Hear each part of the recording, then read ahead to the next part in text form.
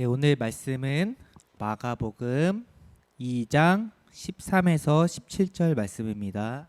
네, 우리 사이좋게 번갈아 가면서 읽겠습니다.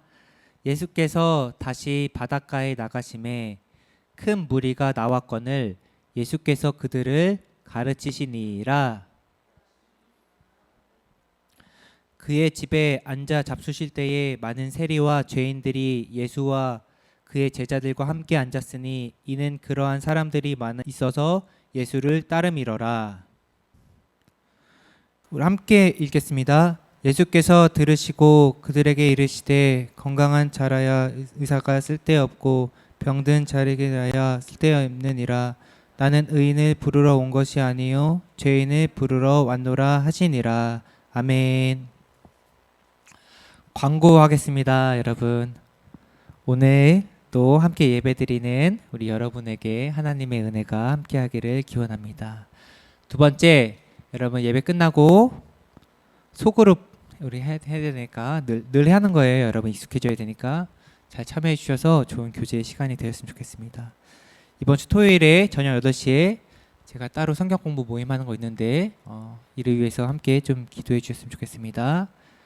교회 계좌번호가 생겼어요. 여러분 교회 계좌를 조금 참고하시고 누가 헌금을 하겠대요. 그래서 교회 계좌 온라인으로 할 테니까 혹시 참고하셔서 헌금하실 분들은 하시면 좋을 것 같습니다. 네, 우리 전후좌우 계신 분들과 인사하겠습니다. 여러분 사랑하고 축복합니다.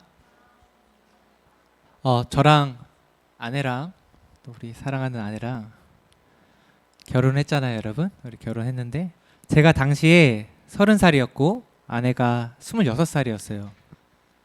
제가 30살, 아내가 26살. 그리고 시간이 지금 꽤 지나서 결혼 몇 년 차인가요, 우리가? 8년 차예요, 여러분. 7년 전과 지금을 비교해 본다면 저희 부부에게 있어서 가장 많이 바뀐 게 무엇일까요, 여러분? 7년 전과 지금 가장 많이 바뀐 거.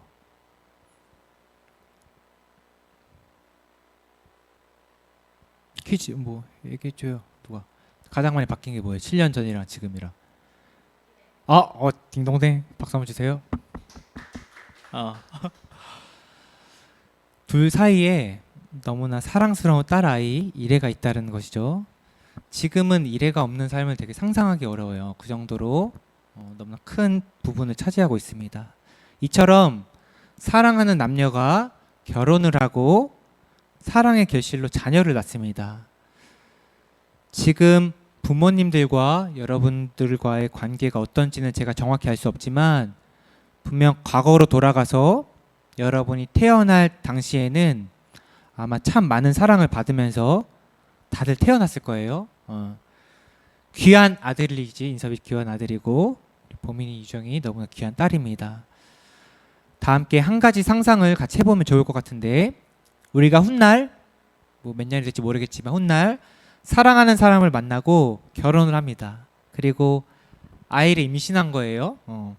임신하고 아내의 배는 점점 불러서 만삭이 되었고 조금 있으면 이제 자녀가 태어나는 것입니다. 어떤 마음이 들까? 부모로서 잘 키울 수 있을까? 이런 걱정이 되고 또 불안도 하겠죠. 당연해요. 반대로 곧 태어날 딸 혹은 아들이 어떤 모습일까 기대와 설렘도 있을 것입니다. 만감이 교차하는 그 순간 곧 있으면 태어날 자녀의 부모로서 자연스럽게 생기는 한 가지 바람이 있습니다. 무엇이냐면 우리 딸 혹은 우리 아들이 부모님의 좋은 것만 닮았으면 좋겠다, 이런 바람이 생겨요. 한 아이의 부모로서 결정할 수 없는 부분이 분명 존재합니다. 외모 같은 거는 아무리 내가 열심히 바래도 결정되어지잖아요. 저도 태어나기 전에 우리 이래가 나보다는 우리 아내를 더 닮았으면 좋겠다, 이런 바람이 있었는데 지금 누가 봐도 쟤는 저를 닮았죠. 이진호의 딸인데 볼 때마다 아쉽지만 어쩔 수 없는 부분이잖아요. 외모, 뭐 성별, 국적 이런 거는 부모의 의사와는 상관없이 결정되어지는 것입니다. 결정되어지는 것. 그런데 반대로 부모로서 결정할 수 있는 너무나 중요한 한 가지가 있습니다. 아, 곧 태어날 나의 자녀가 이런 사람이 되었으면 좋겠다. 이런 삶을 살았으면 좋겠다. 이런 기대감과 바람을 가지고 둘이서 머리 싸매면서 고민하고 결정하는 게 있어요. 퀴즈예요, 여러분. 뭐예요? 고마워요. 반응해줘서. 이름. 자, 우리 뜻대로 결정할 수 없는 거 어쩔 수 없어요. 하지만 이름만큼은 부모로서 참 고민되는 부분입니다. 태어날 아이가 평생 불려져야 하는 것이고, 아, 이렇게 살았으면 좋겠다. 부모의 바람과 염원이 담겨져 있는 게 이름입니다. 이름. 지금 이곳에 몇 명 모였는데 다 이름이 있잖아요. 이름의 뜻도 분명 있을 텐데 몇 명 안 되니까 한 명씩만 얘기해 볼까요? 자기 이름의 뜻이 뭔지 좀 얘기해 볼래 좋을 것 같은데. 인서봐. 뜻. 무슨 이네 뭐야 그거. 어지린? 서분. 그럼 뭐야? 뜻이 뭐지? 어질고 불꽃같이 살아라? 아, 오케이. 봄이나 뭐야? 왜 보? 옥돌민? 해석하면 뭐야? 좋은 뜻이네. 뭐야? 잘 안 해, 여보.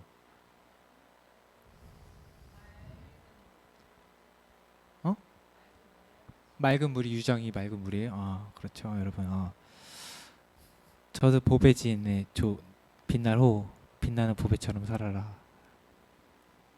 죄송해요. 아무튼 그래요.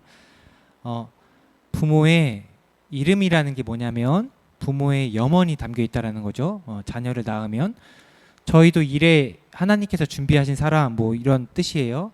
앞으로 그런 삶을 살기를 부모로서 바라고 있어요. 김춘수 시인의 꽃이라는 시가 있는데 이렇게 시작해요. 잘 들어보세요. 내가 그의 이름을 불러주기 전에는 그는 다만 하나의 몸짓에 지나지 않았다. 내가 그의 이름을 불러주었을 때 그는 나에게로 와서 꽃이 되었다. 몸짓이었는데 이름을 불러주니까 꽃이 되었대요. 이 시인의 정확한 의도는 모르겠지만 이름이라는 것은 아마 그 대상의 존재 자체를 의미하지 않을까 이런 의도가 있을 거라고 판단합니다. 그리고 한국 속담에 이런 속담이 있어요. 호랑이는 죽어서 가죽을 남기고 사람은 죽어서 이름을 남긴다. 마지막 죽어서 남기는 게 뭐냐면 이름이래요. 사람은 태어나면서부터 부모님께서 지어주신 이름으로 살기 시작하고 죽어서도 남기는 것이 이름입니다. 즉 한 사람의 존재, 여러분의 삶, 인생을 가장 잘 표현하는 단어가 아마 이름일 거라는 거죠.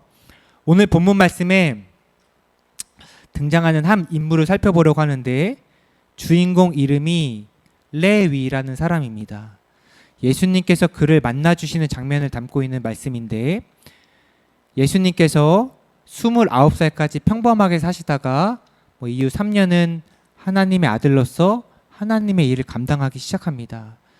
공적인 삶을 살았다고 해서 공생애라고 하는데 이 땅에서 3년이라는 시간 동안 공적인 시간 동안 무엇을 가장 많이 하셨나? 수많은 사람들을 만나주신 일입니다. 예수님께서는 이 땅에서 어떤 특징을 가진 사람들을 만나주셨을까? 제가 오늘부터 할 수 있을 때까지 이 주제로 좀 전하려고 하는데 저희는 새롭게 시작하는 교회이고 특히 새신자가 좀 있는데 제가 고민이 많이 돼요. 가끔은 어디서부터 어떻게 접근해야 할지 감도 안 잡히고 잘 모르겠어요. 그래도 긴 고민 끝에 결정한 주제입니다. 왜냐하면 우리 모두 하나님을 만나야 하기 때문에 믿음이라는 보이지 않는 실체는 분명 하나님께서 허락하셔야 되겠지만 우리가 그 믿음 앞에 어떻게 반응하느냐 어떻게 나아가느냐 너무나 중요하기 때문에 예수님께서 찾으시는 사람의 특징을 조금 살펴보도록 앞으로 하겠습니다. 자, 지금도 여전히 예수님께서는 당신의 사람들을 찾고 계실 텐데 어떤 사람들을 찾으시고 어떤 마음을 가진 사람에게 다가가실까? 오늘 그 첫 번째 사람 레위라는 사람의 케이스를 소개하려고 합니다. 오늘 말씀 통해서 우리 마음에 어떤 마음이 있어야 하는지, 예수님께서는 누구를 찾으시는지 함께 살펴보시고 그 마음으로 예배하는 저희 모두가 되기를 소망합니다. 오늘 말씀은 예수님께서 레위라는 제자를 부르시는 장면입니다. 교회 생활을 조금 한 사람들에게는 마태라는 이름이에요. 마태, 레위 마태. 더 익숙할 텐데 이 사람을 성경에서 오늘 이렇게 소개합니다. 14절 상반절인데 한 목소리로 읽어보겠습니다. 시작. 어떤 사람이냐면 알페오의 아들 레위라고 소개합니다. 좀 이론이 조금 따분할 텐데 이론을 잠깐 설명하려고 합니다. 이스라엘 민족이 12지파로 구성되어 있어요.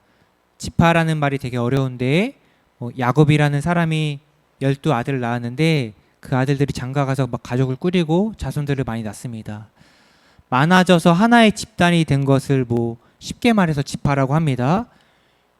혈통이라고 표현하면 좀 이해하기 쉬울 것 같아요. 지난주 요셉도 지파에 포함되는데 역사적으로 보면 이스라엘 민족이 가나안 땅이라는 곳을 점령하고 그 지역에 사는 원주민들을 몰아내고 통일시킵니다. 후에 민족들이 땅을 나눠 가져요. 12지파들이 12개로 이렇게 딱 땅을 나눠 가졌습니다. 그런데 12지파 중에 레위 지파라는 한 혈통이 있는데 얘네는 땅을 못 가져요. 이유는 하나님께서 레위 지파에게 허락하신 고유의 역할이 있기 때문입니다. 이 민족은, 이 혈통은 독특한 명령을 주셨어요. 뭐냐면 야 레위 지파야, 너네는 성전을 좀 관리해라. 하나님을 믿는 이스라엘 민족에게 가장 중요한 게 성전인데 그 성전을 통해서 믿음의 모든 행위가 이루어지는데 그 역할을 레위 지파에게 맡겼다라는 거죠. 다 땅을 12개로 분배하고 레위 지파도 12개로 쪼개져요. 다른 지파의 땅으로 뿔뿔이 흩어져 들어가요. 거기서 레위 지파에 너무나 중요한 임무가 있어요. 뭐냐면 믿음을 잘 유지할 수 있도록 돕는 거. 이게 레위 지파의 책임이고 사명이라는 것입니다. 예수님께서 오늘 한 인물을 만나 주셨는데 누구냐면 레위 지파 후손인 알페오의 아들 레위입니다. 유대인 중에 유대인이고 게다가 하나님을 찬양하고 믿음을 잘 지키도록 책임이 있는 레위 지파의 후손입니다. 그리고 가장 중요한 게 뭐냐면 이 사람의 이름이 레위라는 거예요. 레위. 오늘 말씀에서 가장 주목해봐야 할 것이 있습니다. 무엇이냐면 이 레위가 앉아있는 장소입니다. 앉아있는 장소. 어디에 앉아 있었냐면 성경에 보니까 세관에 앉아 있었습니다. 레위라는 사람의 직업이 특이하게도 세금을 걷는 세리입니다. 대한민국 역사 중에 가장 암울한 시기가 있었는데 어떤 시기냐면 일제강점기입니다. 일제강점기. 1910년에 주권이 넘어가 일본에게. 일본이 강제로 조선을 점령합니다. 후에 어떤 정책을 펼쳤냐면은 강압적인 수탈을 이렇게 하죠. 제가 좀 찾아봤어요. 어떤 수탈 방법이 있는가. 토지 조사 사업, 산미 증식 계획 이런 거 있었습니다. 일본이 한국을 괴롭혔던 그 시기가 얼마나 힘들었는지, 얼마나 우리나라를 분노케 했는지 100년이 지난 지금도 일본이라는 나라에게는 악감정이 있어요. 국가대표 한일전 선수들은 전쟁에 참여하듯 경기에 임하곤 합니다. 근데 당시 우리를 지배했던 일본이라는 나라 힘들게 했는데 그보다 더 우리를 힘들게 한 사람들이 있어요. 뭐냐면 일본의 편에 서서 같은 동족을 이렇게 괴롭히던 친일을 한 사람들이었습니다. 조선인 출신이기에 누구보다도 조선인들의 약점을 잘 파악했습니다. 그 집요하게 파고들어서 괴롭혔습니다. 일본인이 싫으냐, 친일파가 싫으냐, 당시 사람들이 제 인터뷰 안 해봤지만 아마 더 얄밉고 더 분노케 하고 더 짜증나게 하는 것은 아마 친일파이지 않을까 그런 생각이 듭니다. 우리나라 역사와 이스라엘 민족의 역사가 비슷한데 예수님 당시 오늘 본문 배경 당시 이스라엘 민족도 로마의 지배를 받고 있었습니다. 당연히 로마의 힘을 등에 업고 동족을 괴롭히는 사람도 있었습니다. 그 사람들의 대표적인 직업 중 하나가 바로 세리입니다. 세리. 오늘 말씀의 주인공 레위의 잡이 무엇이었냐면 세리라는 직업을 가진 사람입니다. 레위도 사랑하는 부모님 아래서 태어났을 것입니다. 부모님이 어떤 기대를 가지고 레위라는 이름을 지었을까? 곧 태어날 우리 하나밖에 없는 아들, 얘가 하나님을 좀 찬양하면서 살았으면 좋겠다. 하나님의 성전을 관리해야 하는 레위 지파의 뜻을 이어가면서 살았으면 좋겠다. 하나님의 뜻대로 사는 귀한 그리스도인이 되었으면 좋겠다. 아마 이런 염원을 가지고 레위라고 이름을 지었을 것입니다. 그런데 그 레위가 지금 앉아있는 장소가 어디냐면 세금을 걷는 세관이라는 것입니다. 하나님만을 섬기도록 선택된 레위 지파의 후손 레위는 지금 어떤 모습으로 살고 있느냐? 세리로 살아가고 있습니다. 중요한 게 있어요. 다른 사람들이 이 레위를 어떤 시선으로 바라봤을까? 당연히 증오와 멸시의 대상입니다. 꼴도 보기 싫은 놈이고 길 가다 눈도 마주치고 싶지 않은 놈, 그런 사람이겠죠. 나라를 팔아먹은 매국노라는 소리를 늘 귀에 이렇게 맴도는 사람, 수근수근거리는 욕하는 소리를 늘 들은 사람이었을 것입니다. 세리라면 다 이런 취급을 받습니다. 그러나 더 큰 문제는 이 조롱과 멸시를 2배, 3배 가중시키는 역할을 한 것이 존재하는데 그의 이름이 레위라는 사실입니다. 세리인데 하필 이름이 레위입니다. 하나님의 전에 머물러라. 하나님을 찬양하는 삶을 살아라. 이런 부모의 바람이 담겨져 있었지만 정말 그런 존재여야 하지만 지금 정작 그가 머물러 있는 곳은 더럽고 추악한 죄인의 대표 명소인 세관이라는 장소입니다. 지금 레위라는 사람은 어떤 감정을 느끼면서 인생을 살아가고 있을까? 세리라는 직업 분명 돈 많이 벌었습니다. 힘도 있고 약점도 잘 파악하고 있으니까 세금을 잘 착취했을 것입니다. 부당한 방법으로 부를 쌓아서 좋은 집에 살고 좋은 차를 끌고 살았을 것입니다. 그러나 그가 정말 행복했을까? 아닐 것이라고 생각합니다. 혼자 멍하니 남겨져 있는 자신의 집에서 그는 어떤 생각을 하면서 잠들었을까? 아마 이랬을 것 같습니다. 내 이름이 레위인데 이렇게 사는 내 인생이 정답일까? 하나님 전에 내가 머물면서 예배하는 삶을 살아야 되는데 세간에서 머물면서 세금을 걷는 내 모습이 괜찮을까? 아마 레위라는 한 사람이 느끼는 메인 감정은 괴리감일 거라고 생각합니다. 그리고 그 괴리감의 무게는 생각보다 컸을 것입니다. 오늘을 살아가는 우리도 이런 모습이 있지 않은지 되돌아보셔야 합니다, 여러분. 돈 많이 벌어서 성공하면 행복할 줄 알아요. 물불 안 가리는데 대한민국 사람들. 그렇게 다 이루면 정작 행복할까? 저는 아닐 거라고 생각합니다. 대한민국 이전보다 분명 잘 삽니다. 그럴수록 더욱 드러나는 지금 이 시대의 문제는 괴리감의 문제라고 생각합니다. 채우고 싶어도 채울 수 없는 부정적인 감정에 휩싸이는 것이 오늘을 살아가는 현대인의 문제라고 저는 생각합니다. 왜 사람에게 이런 괴리감이 나타나는 것일까? 성경을 보면 하나님께서 사람을 만드실 때 하나님의 형상으로 만들었다고 기록합니다. 기본 세팅이 하나님 안에 머물면서 하나님과 교제하면서 하나님과 예배하도록 살도록 세팅되어 있어요. 사람이라는 이름, 사람이라는 존재는 그런 존재입니다. 성경 한 구절 읽어드리려고 하는데 이사야 43장 21절입니다. 한 목소리로 여러분 읽어볼까요? 43장 21절 시작. 아멘. 기본 세팅이 있는데 그러나 모든 사람이 그 이름을 잃어버렸습니다. 하나님을 찬양하기 위해 지은 존재 목적을 상실했습니다. 열심히 살아도 우리 다 열심히 사는데 때로는 괴리감을 느끼는 이유, 가끔 우리의 삶을 되돌아보면서 자책하고 후회하는 이유, 지금 내 삶이 맞는 걸까? 이런 생각에 빠지는 이유, 초월하신 하나님께서 사람이 이해할 수 있도록 쓰신 것이 성경이기 때문에 가장 정확합니다.